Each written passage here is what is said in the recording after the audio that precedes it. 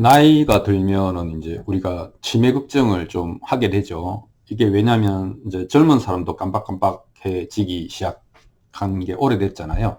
그래서 이제 나이가 들면 치매 걱정을 하고, 치매라고 하는 것의 전형적인 전조 증상 중에 하나가 대명사를 쓰는 거랍니다. 그거 말이야, 그거 이렇게 이야기를 하는 거죠. 그러니까 정확한 사물의 명칭을 제때 인출해내지 못하는 이런 것들이 쌓이면서 뇌의 이제 활동성과 효율성이 떨어지고 결국은 기억 창구가 비어가는 현상이 치매고, 이 치매라고 하는 것은 이제 결국 자아의 상실이라고 하는, 우리가 정말 손대기가 좀 정말 이 두려운 주제와 닿아 있기 때문에, 치매라고 하는 것은 현대인에게 있어서 뭐 그 중하지 않은 질병이 없겠습니다만은 이제 어려운 주제다, 이렇게 이야기를 할 수 있겠습니다.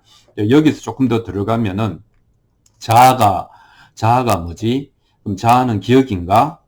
기억이 없는 자아가 있을 수 있나? 이런 이야기를 하다 보면은 그건 또 아닐 것 같습니다.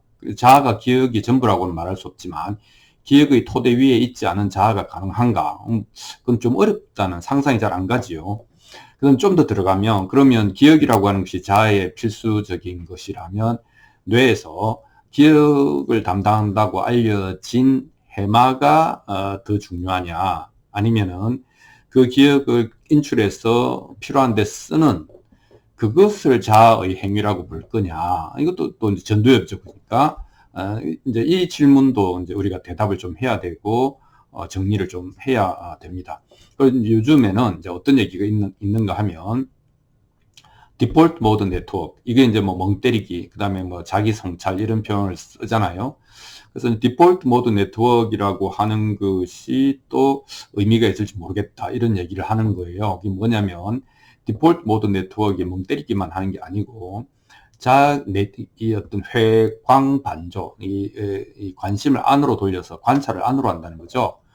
그러면은 이제 그 자기 성찰을 쭉 하다 보면, 나는 어디서 왔고, 어떤 사건을 겪었고, 무엇을 생각하고 있고, 어떤 것을 미래에 바라고 있다, 라고 하는 것을 이야기하면, 그게 이제 자기의 개인적인 서사가 되는 거예요. 그러니까 디폴트 모드 네트워크가 결국 해내는 일은, 이 바깥의 관심을 잠시 접고 관심을 안으로 돌리고, 그 다음에 자기 안에서 일어났던 일들을 배열해서 자기만의 서사를 편집하는 것, 그것을 이제 디폴트 모드 네트워크이다, 이제 그것이 주로 하는 일이다, 이렇게 이야기 하거든요.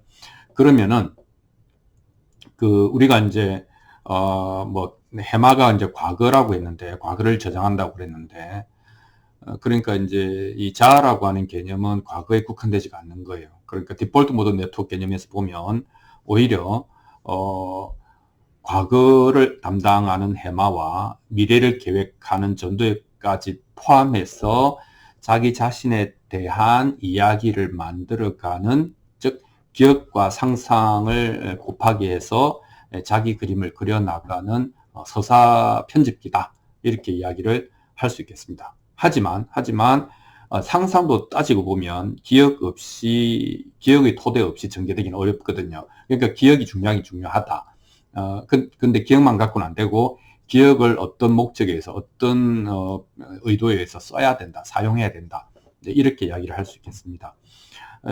그래서 이제 우리가 그렇게 보면, 우리가 이제 기억의 산물이고, 즉 과거의 소산이다, 이렇게 이야기를 할 수 있겠죠. 이게 이제 그 까르페 디엠, 지금 현재 존재하기가 어려운 이유 중에 하나인데, 우리는 과거 기억의 소산이기 때문에, 또 그것은 또 언어화되어서 서로 이제 체계적으로 연결되어 있지 않습니까? 그래서 우리 경험은 언어화되고, 언어가 기억의 이제 이게 갈무리 됨으로써 서로 이게 합쳐집니다. 그래서 합쳐져서 결국은 이제 자기 자신에 대한 셀프 이미지 같은 것들이 확립이 되고, 이건 콘크리트처럼 단단해지는 것이죠. 그래서 이게 나다, 나는 이러하다, 나는 이러했고, 나는 이러하며, 나는 이러할 것이다, 라고 이제 나는이라고 하는 꼬리표가, 문패가 붙는 것이죠. 하지만 이제 아까 이야기한 것처럼 이것이 영원하지 않은 것이, 뭐 깜빡깜빡하고, 옛날 기억은 희미하고, 심지어는 이제 기억은 뒤집어지기도 하잖아요. 뭐 내가 때렸는데 내가 맞았다, 이렇게 생각할 수도 있잖아요. 심리적으로 그럴 수 있거든요. 왜냐하면 내가 때린 거는 행동이지만 걔가 나를 모욕을 했어, 뭐 이렇게 생각할 수도 있잖아요. 자, 그래서 우리는 이제 기억이라고 하는 것을 기초해서 자아를 이렇게 확립해 왔는데, 알고 보니까 이 자아는 기억이라고 하는 것은 100년이 뭐야, 한 수십 년도 안 돼서 되게 품질이 불량해지더라, 이렇게 이제 이야기를 하면, 그러면 그 기억에 토대하고 있는 자아라고 하는 것은 어떻게 되는 것이냐라고 하는 이제 약간 멘붕적 상황을 겪을 수도 있습니다. 그래서 이제 우리 이제 과거가 잘 정리되고, 똑똑한 사람들 과거가 잘 정리되고 단단하고 명확할수록 어떻게 되는가 하면은 현재 내가 겪는 모든 것은 과거의 그 튼튼한 단단한 그 과거가 다 이제 지휘하죠. 그래서 이제 그걸 좀 문학적으로 표현하면, 내가 현재 살고 있지만 실제로 살고 있는 주인은 과거가 되는 것이죠. 그래서 과거에 확립된 것들이 오늘 현재를 살고 있으니까 나는 현재를 살 수는 없는 것이죠. 또는 이 과거가 야, 내일 준비해야지, 내일을 준비해야지, 그래서 또 오늘을 박탈해 버립니다. 그래서 사실은 이 과거가 잘 정리되어 있는 사람일수록 내가 지금 여기 뭐 아무 선입견 없이 아무런 이제 배후의 어떤 관념 없이 사물을 또는 직접적으로 경험한다고 하는 것이 어렵다, 뭐 이런 얘기를 할 수 있겠습니다. 그래서 이제 이 과거가 잘 되어 있는 사람은 현재를 박탈당하기 쉽다라고 하는 거 하나 던져놓고요. 두 번째는 이제 우리가 잠을 자고 이제 일어나서 잘 잤다라고 했을 때는 개운하다는 거 아닙니까? 개운하다는 것은 뭐가 없다는 거죠. 이게 이제 부분적으로가 아니라 전체적으로 텅 비어 있어서 그때부터 이제 들어오는 것들은 대단히 신선한 자극이 되겠죠. 그래서 이 신선함, 그다음에 창조성, 뭐 이런 것들은 이제 마음에 이제 묶인 게 없어야 되는데, 즉 이제 과거에 묶여 있지 않을 때만 가능하다, 이렇게 이야기를 할 수 있겠죠. 그래서 또 이제 미래도 이제 과거가 다 정해놓고 현재는 그 미래로 가기 위한 마일스톤, 이정표에 불과하다라고 하면 현재는 좀 억울하죠. 현재도 살아있는데. 하여튼 그렇게 되겠습니다. 그래서 우리가 경험하는 것, 또 그것을 언어로 꼬리표를 붙이고 그것을 기억하고, 그래서 그것이 자아가 심화 확장되고 단단해지는 것, 이게 이제 일종의 풍차 돌리기인데 이게 대단하거든요. 그리고 이제 나이 들어서 꼰대가 된다라고 할 때도 이런 것들이 너무나 이제 강력해지면 이제 와, 저 사람은 어떻게 비집고 들어갈 틈이 없다, 이렇게 이야기를 할 수 있겠습니다. 그러니까 우리 자신이 스스로가 평생 동안 강화해온 이런 프레임에서 벗어난다라고 하는 것은 매우 어렵다, 이렇게 이야기를 할 수 있겠습니다. 하지만 또 현실적으로 보면 이제 이렇게 분명한 자기 관점과 행동 지침과 세계관을 가지는 것이 또 그런 사람은 또 잘 살지 않습니까? 그러니까 현실에서는 또 유용하고, 보통 이제 총명하다라고 하거나 아주 집념이 있다고 하거나 어떤 일을 이루는 사람은 이제 이런 과거가 어마어마하게 이제 잘 정리되어 있는 사람이다, 이렇게 또 표현할 수도 있습니다. 근데 이제 심리적으로, 우리는 이제 마음 공부니까 심리적으로 보면 그런 사람도 가끔씩은 답답할 때가 있죠. 그래서 이제 되게 뗀뗀한 아주 단단한 사람도 의외로 또 술을 좋아하는 수도 있죠. 왜냐하면 그 술을 마실 때는 좀 유연해지고 느슨해지잖아요. 하여튼 뭐 그런 게 있죠.